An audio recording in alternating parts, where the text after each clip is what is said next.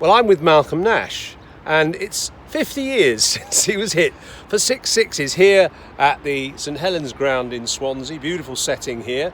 Garfield Sobers, of course, was the man, the culprit on that occasion, the first man who ever hit 6 sixes off and over. Malcolm is just sort of reliving that moment. So, Malcolm, put us in the picture. You came on to bowl just after tea. You bowled a few overs.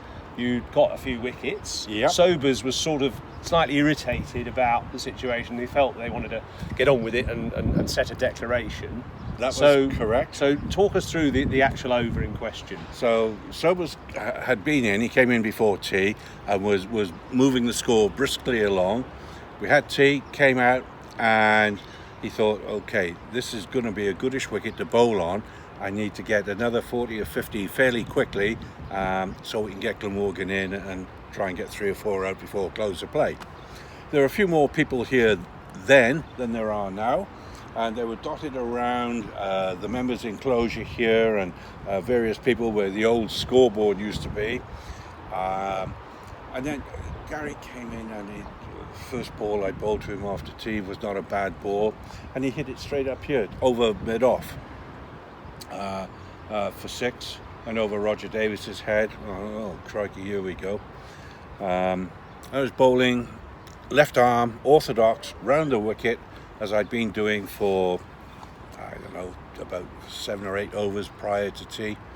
And I got a couple of wickets, so we carried on, and I kept pitching it up. The best way to get him out is to let him have a go at it, and we'll see if we can get him to whack one up in the air and get caught, which is really what happened, except that he didn't whack it in the air too short. He put the next one over long on. Oh no, I think Just short of the cricketers, was it? I The pub there. The second one might have hit the guttering on the cricketers. It was either the second or the third. Yeah. I'd have to go back and check the film on that.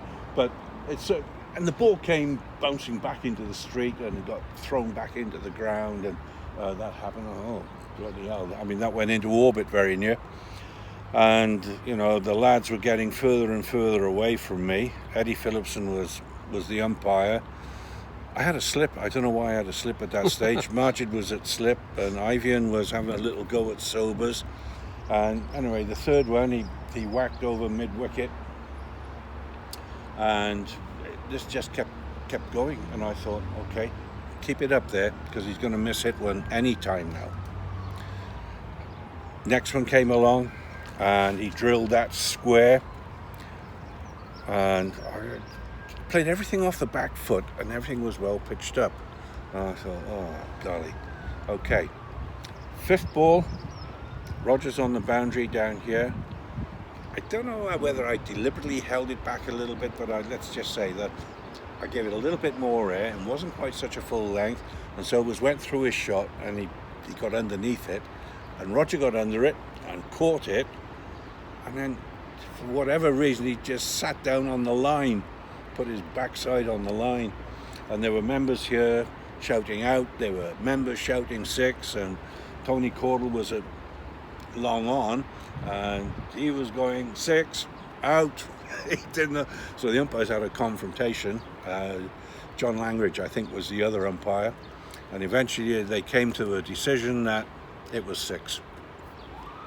So there was 1 to go, and I thought, Tony Lewis keeps saying, well, you know, I kept coming up and telling him to do this and do that. In fact, nobody said a word to me at all.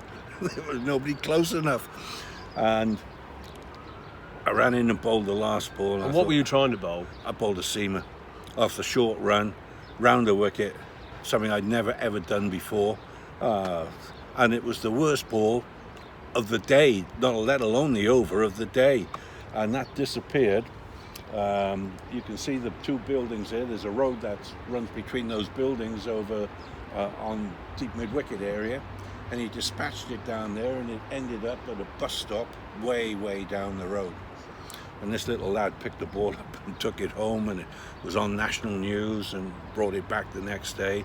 But there was such a long time of where the ball wasn't getting more balls out from the dressing room to carry on that Gary said, hey, I've had enough of it. Right, let's declare, and off we went. And how did you actually feel when the 6 6s were hit, the sixth one? I was a little shaky on that one. I thought, oh my God, what's just happened? But it didn't register the fact that, oh, that's the first time ever in the history of the game. The others were reminding me that's the first time it's ever happened. I bet they were. Yeah. Okay. So it's happened. It's going to happen sometime. It's just, unfortunately, it's me. But it never affected my psyche.